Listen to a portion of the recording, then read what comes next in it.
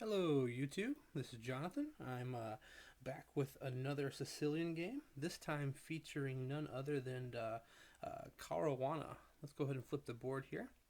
Again, we're still looking at White's e5 break and ways that Black can deal with that. This game, I think that we need to pay attention to how Caruana decides not to pressure the e5 square, and in turn he goes for a minority attack on the queen side. And so his decision to sort of neglect the e5 square a little bit is going to play into him deciding whether or not he wants to capture on e5. So let's get in the game here. We get e5, c5. Again, this is just going to be a Sicilian con, which most of these games are either Sicilian con, Scheveningen, or Taimanoff variations, which all lead to the same pawn structure here with the pawns on e6 and d6, and then often playing this b5 move at some point. So bishop d3, and now knight f6. We get castles, and then d6, and then king h1. Again, that preparatory move that is pretty important, as we'll see from the next game I'm going to show. White chooses not to play this king h1 idea, and that's going to give Black a lot of chances to get some counterplay along this diagonal. So we get knight bd7, and now f4. So a common response to f4 is just to play b5, going for that immediate pressure with the bishop on b7 against the e4 pawn, threatening to play b4.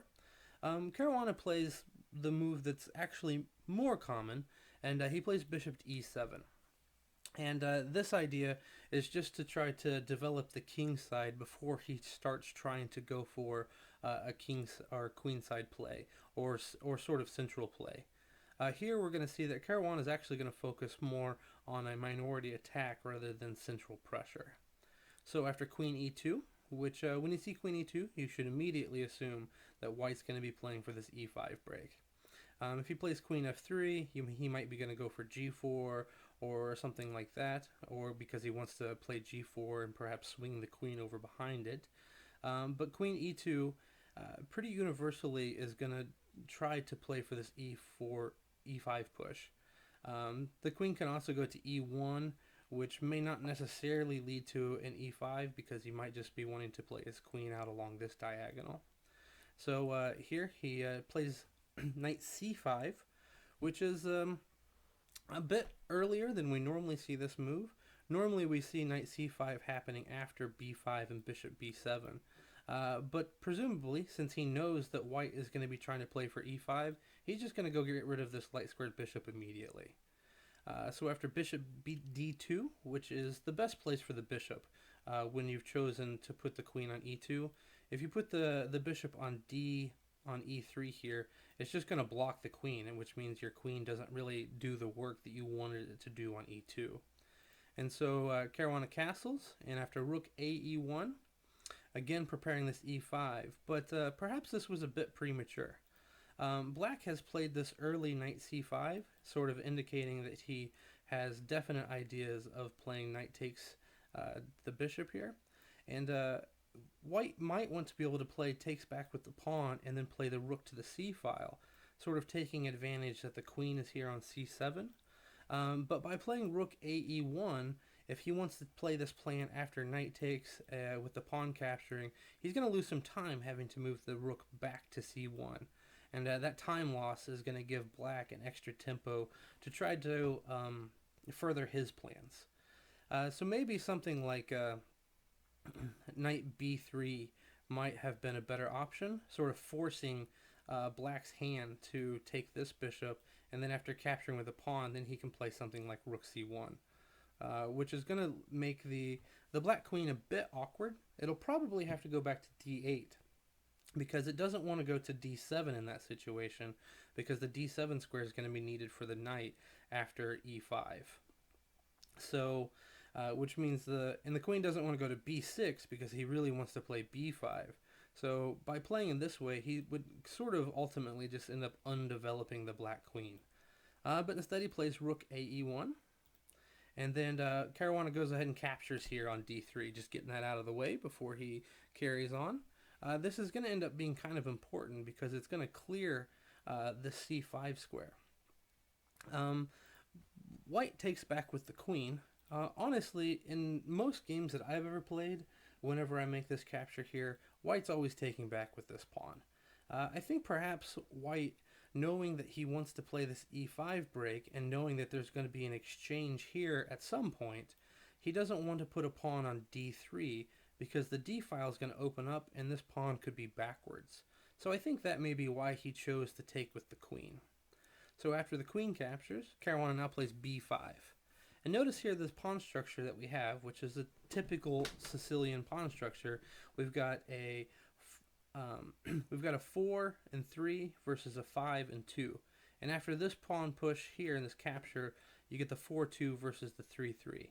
Well, White has this queenside majority, and so this is always going to give Black the options of playing this minority attack, which his idea is just going to be to play b4 and then eventually, play b4, a5, a6, and come down and try and exchange these two pawns for two of these pawns, which is going to leave leave White with a weak pawn here on the queen side that he can try to play for.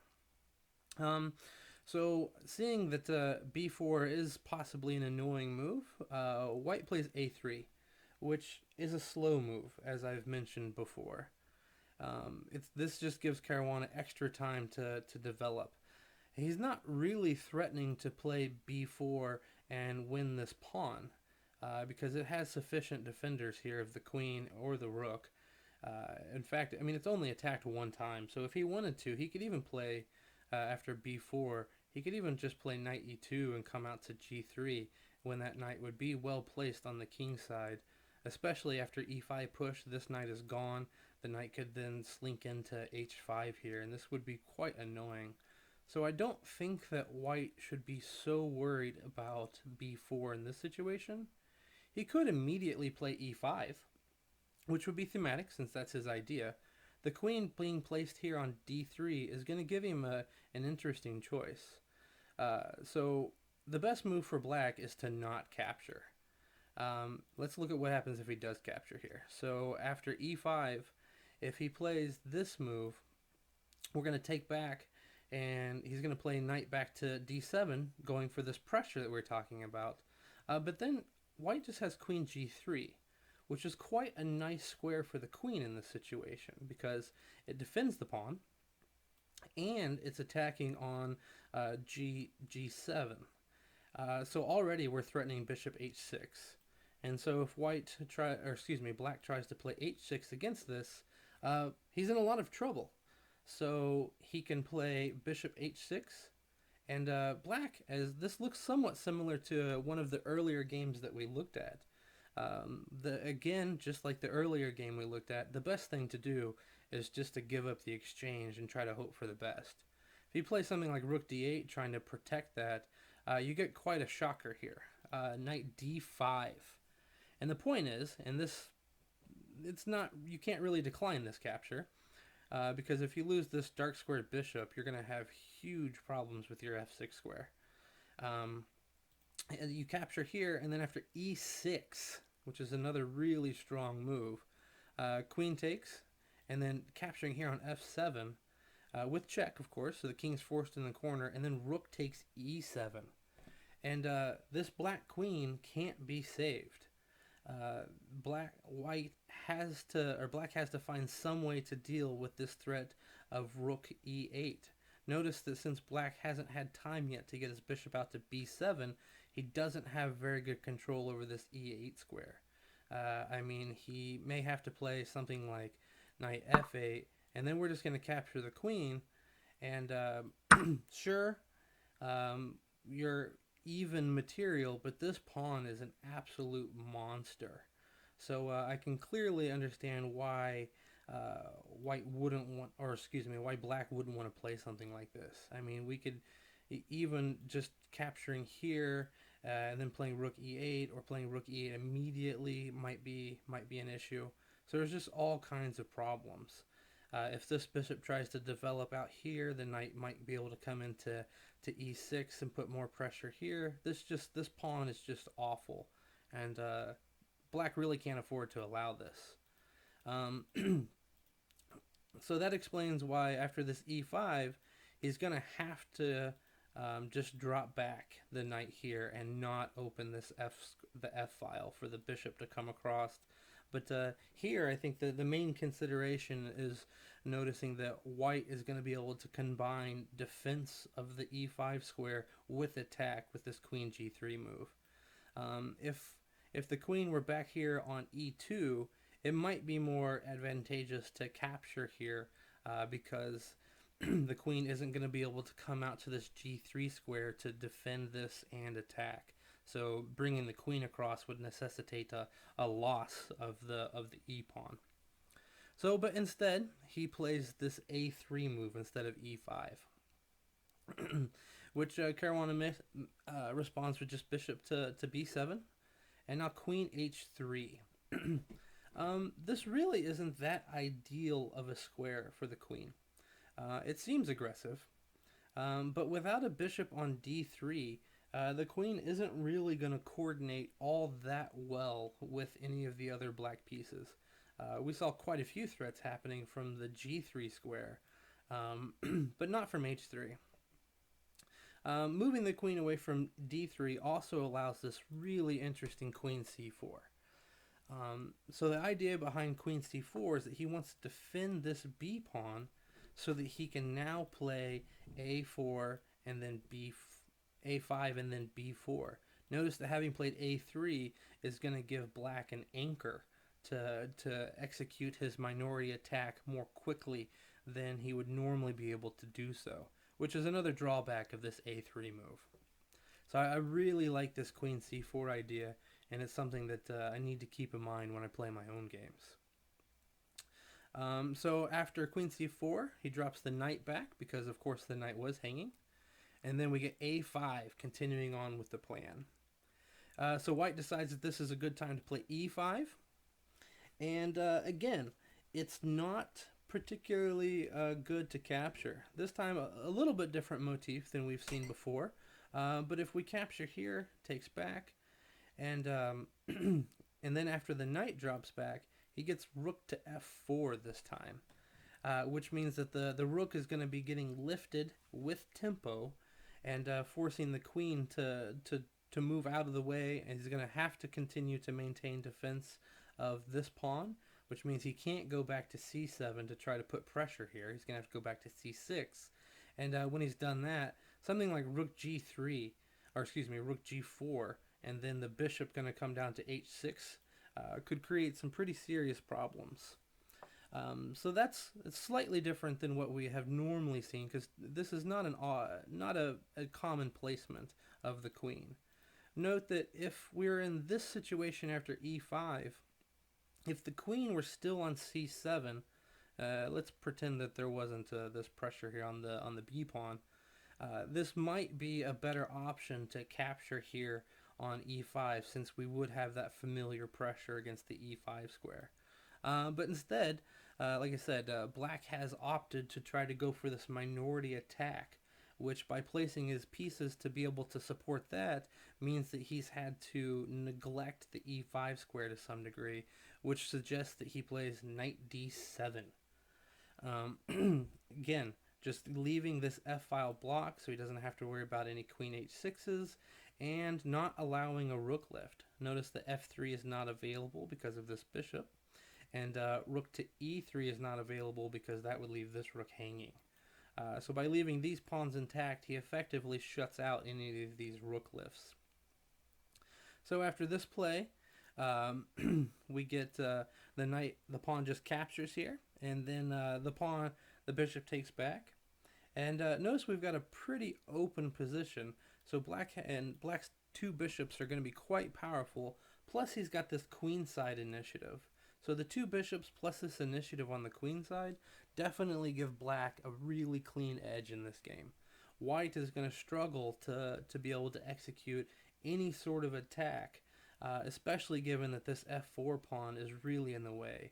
I suspect that if you allowed white, he would gladly just plop the pawn off the board and just happily sacrifice it, as that would increase his attacking chances and his piece's mobility quite a bit. Um, so instead, he plays bishop to e3, and then we get b4, continuing with this minority attack, and then knight d2, and he drops the queen back to c6, which is a nice square because now this queen is tied to the g2 square. So not only has he got pressure here on the queen side with his minority attack, but we're really seeing this pressure that the bishops are influencing on the king side as well. So black has a pretty strong initiative now on both sides of the boards. So we get captures here, and he chooses to take back with the bishop. I think perhaps he didn't want to take back with the a pawn because of knight to c4, and he'd really like to keep his bishop pair, which means he'd sort of have to drop this bishop back to e7, and I don't think he wants to do that. The bishop on e7 is not as active as it would be on what's going to end up being the b4 square, and there may be some other issues too of the with the bishop being here on e7. It's not protected, so after perhaps an f5 there may be a situation where he wouldn't be able to capture back if he wanted to because of this rook coming down across that. So instead he plays bishop takes b4, and we get bishop d4. So the queen comes to d6 now, which adds some pressure against this bishop and this pawn, and which means he's going to play queen e3, come to defend the bishop, and now a really nice move that took me a while to understand what the idea was. He plays rook a e8, which I guess you could call one of the Nimzovich's mysterious rook moves. The idea is pretty clear. Once you sort of see what his idea is, he wants to play f6 and then e5 later to try to place these pawns on the dark squares. Since white only has one bishop and that bishop is a dark bishop, it makes sense that he wants to place his pawns on dark squares, especially this pawn on f6, which is going to limit the bishop's control of the g2 square. Which is, he doesn't want to play rook over, so he does of course need to support this pawn if he's planning to play e6. But if he uses the f rook, if he plays f6 and then e5 after a capture, the f file is going to open, so he wants to leave this rook here on f8. So rook a e8, planning to play f6. It's a really nice idea. So white brings his knight up, and queen back to c6. Now this knight is pinned because of the mate threat here. So queen g3, which again trying to coordinate with this bishop against the g2 square, and now f6. Okay. So then plays rook d, plays rook to d1, and now king h8, which is sort of a nice prophylactic move, making sure that this pawn is not pinned. He's and also further prepares to try to maybe play this e5 push at some point. When he's done this diagonal could be a problem, but it's probably not going to be such an issue because white doesn't have a light squared bishop, which means that this diagonal coming under fire is less likely. But it does unpin this g7 pawn, making sure that f6 is supported. Notice that we've got these two pieces here aiming at the f6, which means if he tries to move one of his pieces away, perhaps this knight coming into c4, as we'll see in the game, there could be some potential sacrifices here on f6. So king h8 is just going to free up this knight to have some more mobility. If he tried to play, instead of king h8, going just e5 immediately, it's kind of early for this. After captures, he takes back with a knight, and then rook f5, and white's starting to see some pretty serious activity now. He might even consider doubling the rooks, and then he would have threats of capturing here because of the rooks both attacking here on f8. So this could be a problem. Also, maybe just rook h5 and queen over to h3 could be an issue. But definitely white is getting some activity. If you try to play g6 to kick the rook, this pawn would just fall. So So I think it's much too early to play e5. I don't think he wants to do that yet. So instead of playing e5, we got this king h8 move, and then bishop back to g1. I don't like this move very much. Um, we'll see later. There's going to be some tactics available based on the fact that this bishop really shuts in his king and gives him no flight squares. Plus, it's not clear how active that bishop is on g1.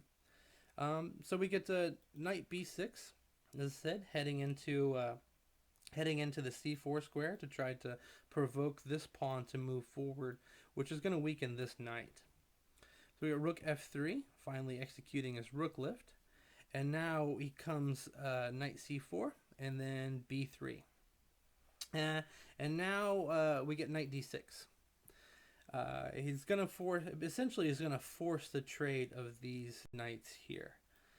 For example, if white decides he wants to keep the knight on the board, perhaps dropping it back and maybe having an idea to come into here and trying to attack with it, we get a nice idea. We get knight to f5, forcing the queen over, and then a really nice knight to h4, which can't be captured. If he captures the knight, we get this cool move of queen takes queen takes f3, which can't be captured because this is checkmate. Which again, thanks to that super active bishop on g1, and then further. If he chooses not to capture, so say maybe brings the queen back to h3, well then this knight's just going to fall, and white's just going to be an entire rook down. So instead of that, he opts for the capture of the knight here. Going back. So after knight d6, he captures. Oops, he does not play that. Which after this capture here means that this knight is a little bit looser than it was, which since this knight is loose and may be forced to move, means that this pawn is going to end up being a little bit loose. Of course, he captures with the bishop, and we get knight e2, which he's not ready to capture this pawn yet because he would just drop this bishop, and he's not wanting to give up the bishop here. So, but now he plays e5. And the point is, I think now that he doesn't have this knight on e4, which was quite strong. He doesn't have the bishop on d4 anymore, which is quite strong. Clearly, both of these pieces are much less well placed than they were a few moves ago. He wants to open this bishop now. Because this f4 pawn was sort of shutting in the bishop here on d6, so opening things up is going to give both of his bishops really full strength against the king side.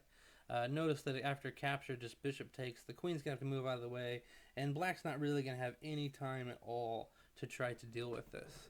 In fact, white really shouldn't and doesn't want to capture here because of that opening of the bishop. But if he doesn't capture, this knight is stuck because it can't come to d4.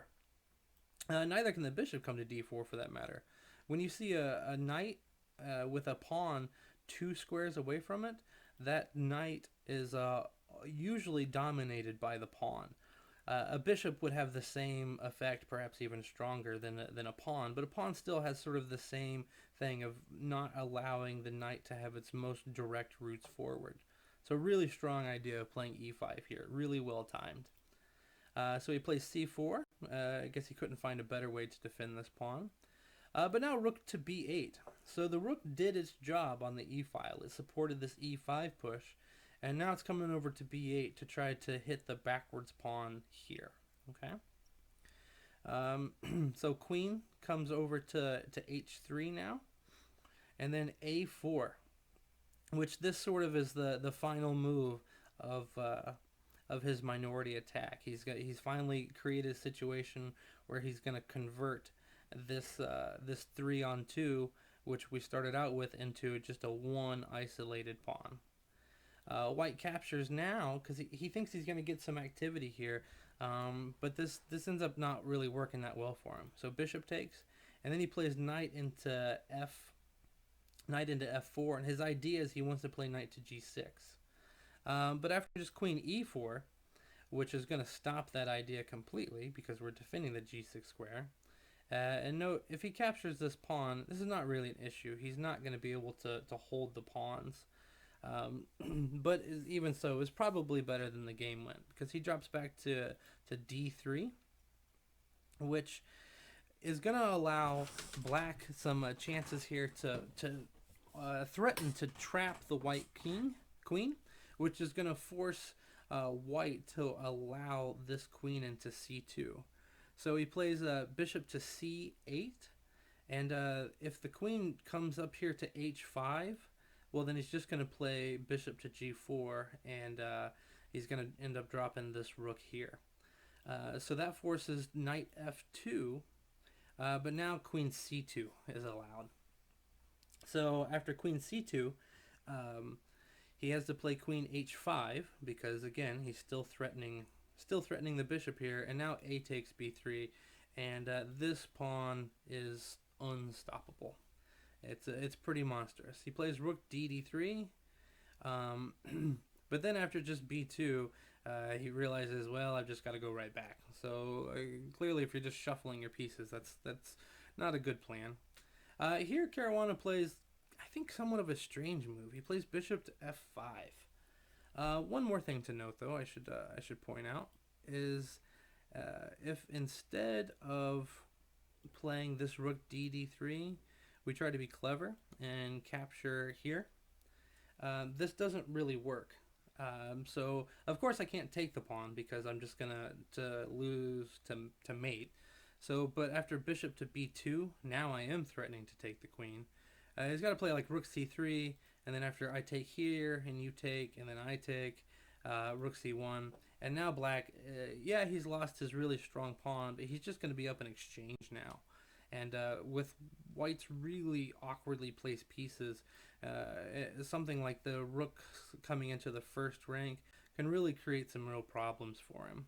So if you guys spotted that tactic, kudos, but I'm sorry, it doesn't work. So instead, he plays this rook d3, and now just b2, forcing him to go right back. And then, yeah, bishop f5. So white resigned here, so I suppose it's not such a bad move, but it just seems weird why he would choose to just give up to only win the exchange. So like queen takes, and now the queen takes, and after here, this capture, yeah, he's still just he's an exchange up just like before, and this rook is going to be already really well placed on the last rank. We could even see like this rook coming here, and then, or maybe the a file is better, coming across, then there's a good chance that there's going to be some trouble with this bishop here.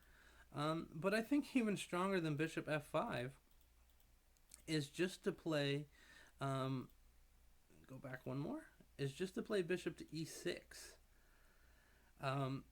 Which the idea here is to not allow this queen takes move here. And then, so he just plays like h3 or something, some waiting move, he doesn't really have a lot else he can do. We're just going to queen, and now we're up a whole rook. And sure, now this pawn is back to being pinned, but it's not really a problem because he just captures here, and after the pawn takes, sure, he takes my rook, but my bishop on e6, so just drop back. And now I'm up a queen for a minor piece. I can't. I have a hard time seeing why he wouldn't go for this. But kind of a trivial matter. I mean, the game was completely won either way. I was just surprised that just bishop e6 looks so strong. I guess maybe because it forces so many exchanges that white just doesn't have a choice but to go in for these piece exchanges. But I'm not sure. So again, really interesting game, really nice game. I want to go back and look at the position where white played e5, and notice what the sort of the key things that we're talking about here.